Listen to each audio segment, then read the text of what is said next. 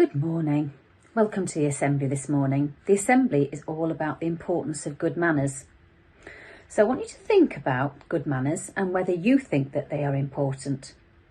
And what sort of things do you think or consider to be good manners? When should we say please? And when should we say thank you? How does it make you feel if you are polite or impolite to people, or if other people are polite or impolite to you and they don't say please or thank you? I'm going to read you a story today, and it's about 10 lepers. And I want you to think about the story. And at the time of the story, when it was written, people believed that leprosy was highly contagious and there was no cure for it. So think about the story and think about how you might have felt at the end of it. So it is a report by a reporter, and it's Ruth starting off. So I'm going to pretend that I'm Ruth and then go into various roles of people. So see if you can find out and listen really carefully. So I'm going to be Ruth to begin with, introducing Ruth. We're receiving news that Jesus of Nazareth has performed yet another miracle, this time on the Galilee-Samaria border. We've been hearing rather a lot about this astonishing man and how he recently fed thousands of people, even though he only had a small amount of food. We heard how he turned water into wine and, even more amazingly, brought a young girl back to life. Now it appears he's cured 10 lepers of their awful disease. Let's go over to the reporter who is actually talking to the men who've been healed. So over to you, Mark. Thank you, Ruth. Well, what a remarkable day it's been here, and how wonderful to hear some good news. I'd like to ask these men to tell the viewers exactly what happened. John, can you explain, please? Well, yes, I'm John. I'm suffered from leprosy for about 10 years, and so have my friends here. It's a truly terrible disease. My skin went very scaly and it was covered with ulcers, and sometimes you can lose your fingers and your toes, like Simon and Daniel right next to me. It's very frightening, isn't it, Daniel? Yeah, I can't really explain to you how dreadful it is to have leprosy. We had to live in a colony away from everyone else, even our own families. Imagine that, not being able to hold your own child's hand or kiss them goodnight. We had to ring a bell and warn everyone that we were coming, calling out unclean, unclean. Even though we were ill, not dirty. I still can't believe I've been cured. What about you, Simon?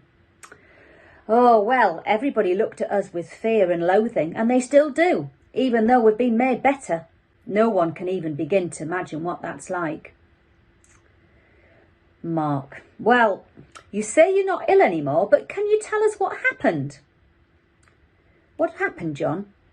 Well, we've been hearing about this man called Jesus for weeks now, and about how he was taking pity on sick people and curing them. And in every village he visits, people are talking about him. Not many people bother with us. They're too afraid they'll catch the disease. And so you can't really blame them. But this man's different. I mean, I'm a Samaritan, so the Jews don't like me anyway. But Jesus treats everybody the same, don't they, Amos? He encourages people to love their enemies. We've never heard anything like it before. What about you, John? Anyway, we were standing, well, out of the way, as we always do, and we saw Jesus coming. You could tell it was him because there were crowds of people round him. Well, it was too good an opportunity to miss. My friends and I made a right racket calling out to him to have mercy on us. I couldn't hardly believe it when he actually stopped and took notice of us. And what did you say to him? Well, he told us to go and show ourselves to the priests. And did you? Yes, but on the way my skin started to feel most peculiar. I can't really explain it. Sort of itchy, and when I looked at my hands I noticed that they looked, well, normal. And it wasn't just our hands. I noticed that his face was better and his feet. It was a miracle. We all felt the same. We were all cured. We were all overjoyed. Someone in the crowd told me that you, John, were the only one who actually went back to say thank you to Jesus, and that Jesus was very pleased with you. What do you say to that, John? I didn't even think about it. It just came naturally. In my family, when anybody performs an act of kindness or does anything thoughtful, no matter how small, we always say thank you. And when a man who owes me nothing cures me and gives me my life back, what's more natural than I should sing his praises? I'll thank God for the rest of my life. And did the rest of you feel the same way and thank him? What about you, Daniel? It wasn't that I wasn't grateful for anything, I just forgot. And I was just doing as I was told. He told me to go and speak to the priest in the temple, so I did. Nobody told us we had to say thank you or anything. They're not words I've never remember hearing. No one's ever said them to me. Well, viewers, that's the latest update on this amazing story. We'll leave the last word to John, the man who always says thank you. How are you feeling, John? Oh, I feel wonderful inside and out. I can hardly put it into words. I'd just like to say a big thank you to everyone who supported me and stood by me through this dreadful illness. And with that, I'll hand you back to Ruth in the studio with a big thank you to everyone for tuning in today.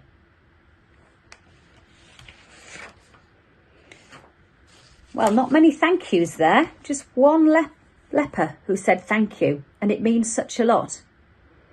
So think about how you say thank you. Think about what people do for you and how you could respond to them if they do something for you. And I'm going to read a few poems now just about saying thank you. I hold the door open with a smile on my face, but the way they behave is a total disgrace. I look in dismay, I wait in despair. They stare right through me as if I'm not there. Thank you, I whisper, it's a pleasure, I say, as they brush right past me and go on their way. They say, lend me your pencils. I agree straight away. But I wait for a thank you. I'll be waiting all day. 2 little words, hard to say they are not. 2 little words that mean such a lot. When you were little, your ma and your pa had to remind you to keep saying ta. But now you're older, you shouldn't think twice about saying thank you when someone does something nice. So remember to say a big thank you for everything that you've got, because it means such a lot to everybody. And don't forget.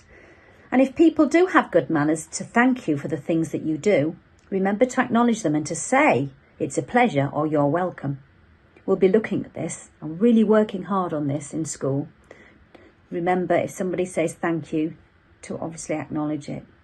But also remember your thank yous and pleases. Really, really important. So have a good day. Take care, and I'll see you next week.